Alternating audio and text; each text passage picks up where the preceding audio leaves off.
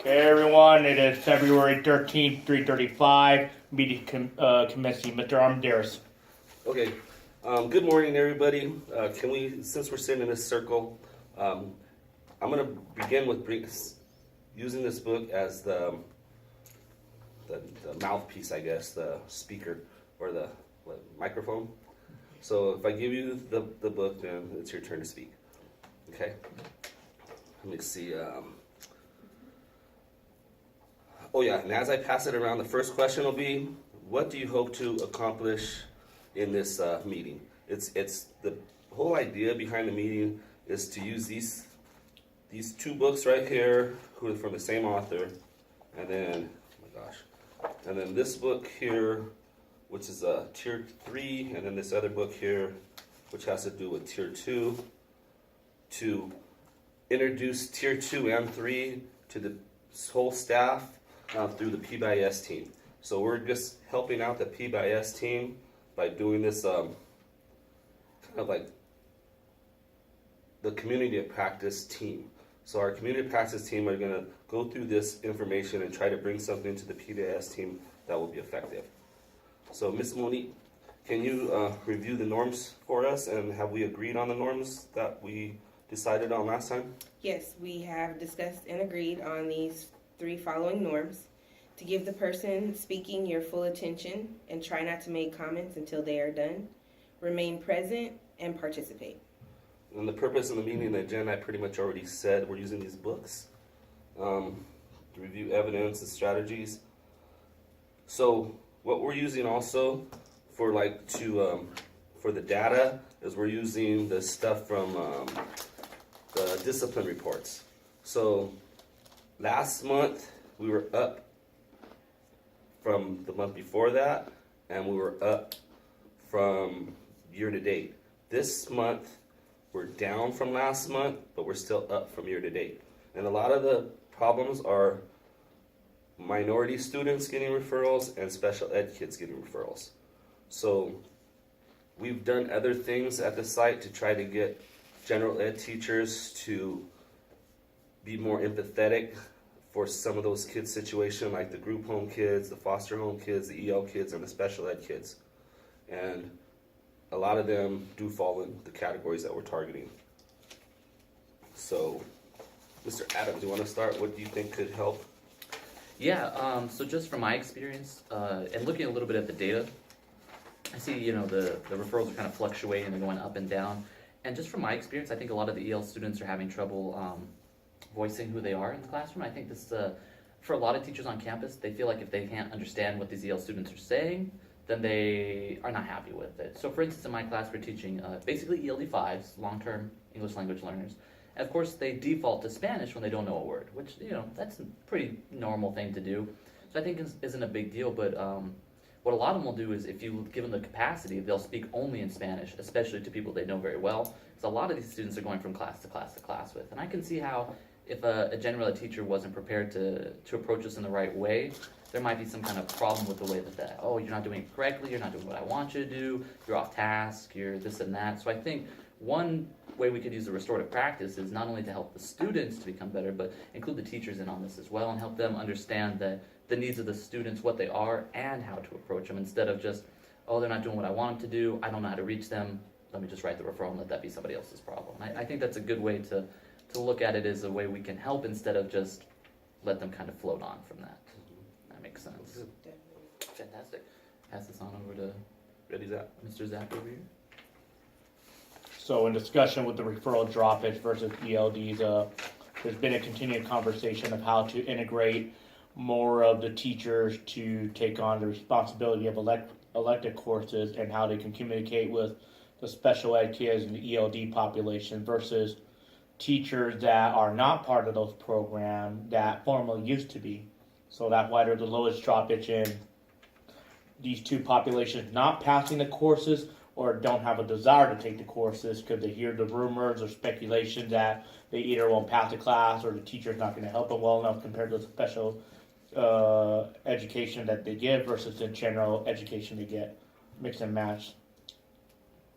And in accordance with PE, we're probably only general ed and elective ed if you take your junior and senior year. That will give you the same amount of work and respect and enough time to get things done versus the other elective courses. And we're still trying to figure out what that key point is and how to get those teachers back into this perspective mindset. So that way there's no give up on the kid or write the kid up or can't work with the kid versus give the kid some extra time, give a kid maybe a timeout break and have him come back the next day and see where he's at. That sounds good. Did you see anything like with the programs? Because we have a lot of programs now, and a lot of the teachers who used to work really good with our special ed kids and our foster home kids and our group home kids, they're now in BAR or they're in AVID or they're in Health Academy.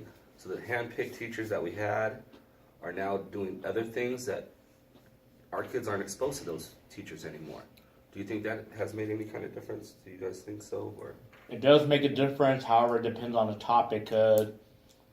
In some cases, you got elective teachers that are part of this program or discipline, and they didn't used to be back then. So now we're noticing a change of, hey, more referrals over here, but not enough referrals over here.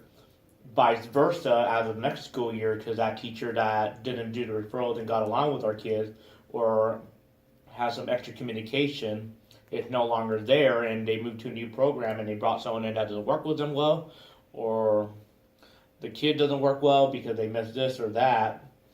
The thing is, it's hard to tell what is going on because it's more of a, not with the students, but more of a teacher and administrative discussion of how do we go from here, because what is our top priority? Is our top priority the program or the students? Or as everyone would like to say, is the top priority the program versus the client? In this case, the clients is of our students, not the stakeholders or power that may be. Coach Fortenberry is in here. You had an engagement. It was like an emergency type thing. But Miss Monique is going to be part of our group now. So can you pass the book to Miss Monique, please? Thank you. Thank you. So, in terms of how that whole process works with EL students, are you wanting me to discuss that, or? I know you have experience doing the restorative circles and the restorative practice in Val Verde as a social worker intern. So just integrate any of that stuff. Mainly, what do you think we can get out of us meeting together and using these 4 books to where we can introduce the PBIS team a strategy that will be effective and get all the teachers on board as much as we can for Tier 2 and Tier 3? Okay. Essentially, I would say start with teachers are looking at this now as more of like, this is an extra step that I have to do, more work to do, versus it being looked at as this is a way that can actually assist me in the classroom so that I don't have more work to do in the latter part of things. Restorative circles is what I've been practicing currently, and I find that works great, not just in the classroom setting, but outside of the classroom setting as well, for both staff and students, because we can have a come-together moment as we are sitting here and be able to discuss things and get a better understanding of whatever the issues may be. That allows open doors for teachers to be able to get the student's perspective and vice versa, as where it's like an authoritative situation where it's hierarchy of the teachers and the students, you just have to follow and do as we say. That's not our current generation, unfortunately. So we need to start catering to that and make adjustments to that. And I agree strongly that restorative circles and bringing the kids as being a part of the decision-making process and whatever is going to transpire in the classroom, making them feel like they helped create that process and it's not just rules and regulations being shoved down to them. That will help them buy into the whole process. Teachers will start seeing that they are buying into it, and it can become a collaborative thing where it's less you come in the class and just listen to what you're being told. We're going to create a a Survey Monkey to send out to the teachers. What do you guys think should be on that Survey Monkey?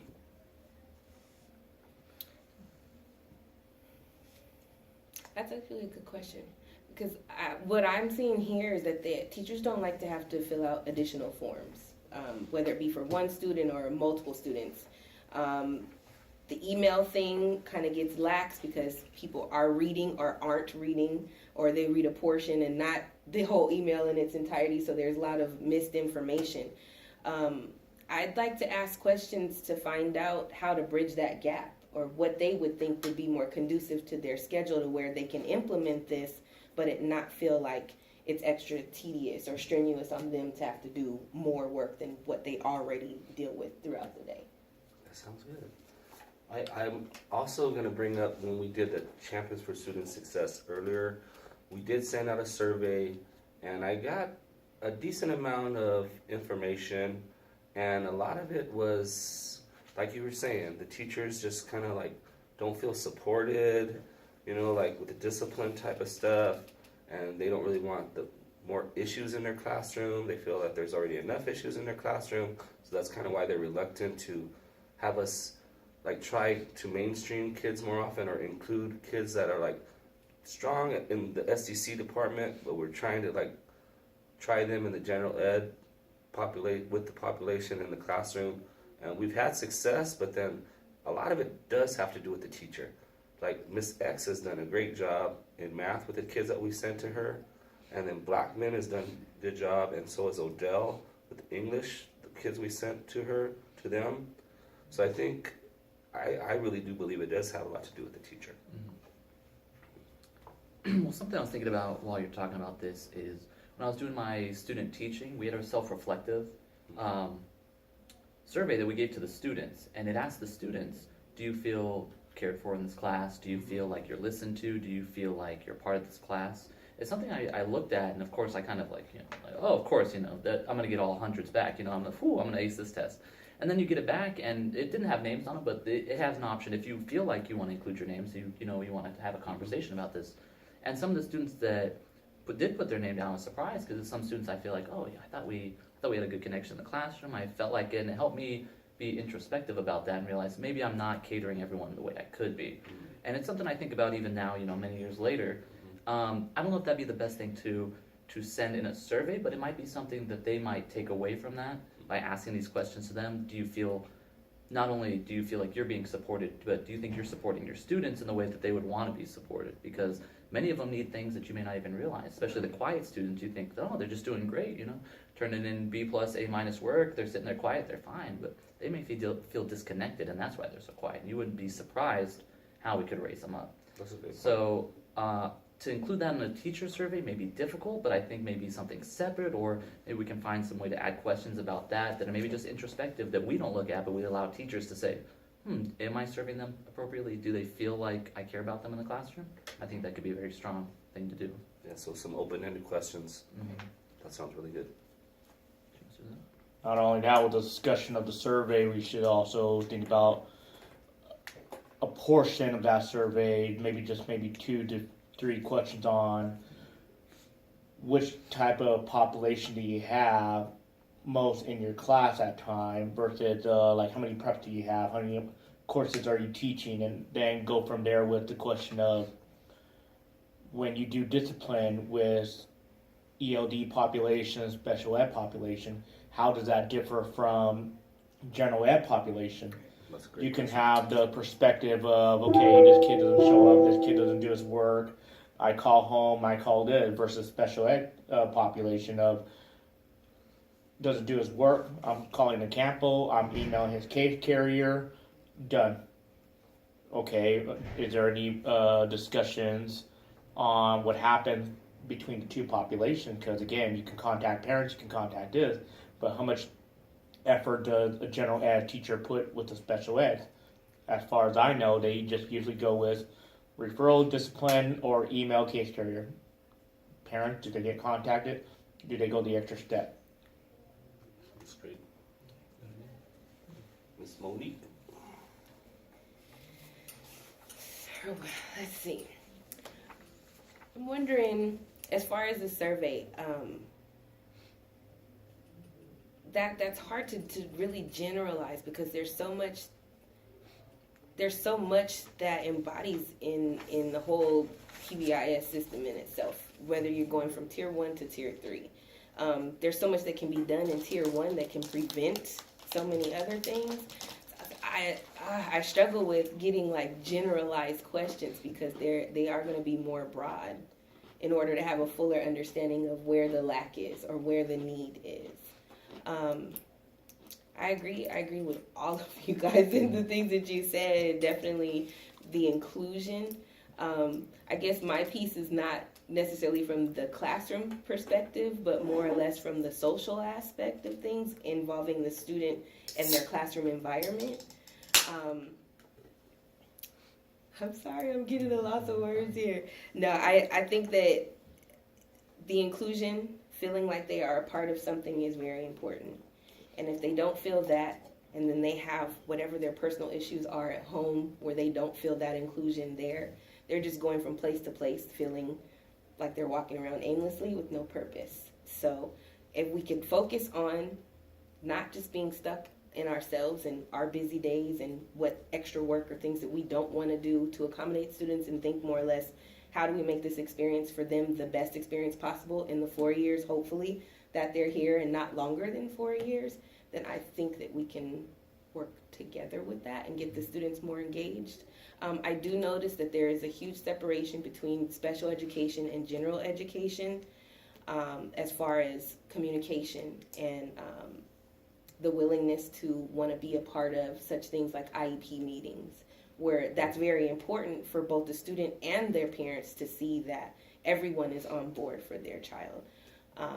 There's a lack there that I see that could be worked on, and that I think would also help with the dynamics of things as well, just so that everyone's on the same page and can provide the services throughout each of the classes that the student is going through, whether it be regular ed, general ed, RSP. They get it all embodied. It's like a wraparound thing.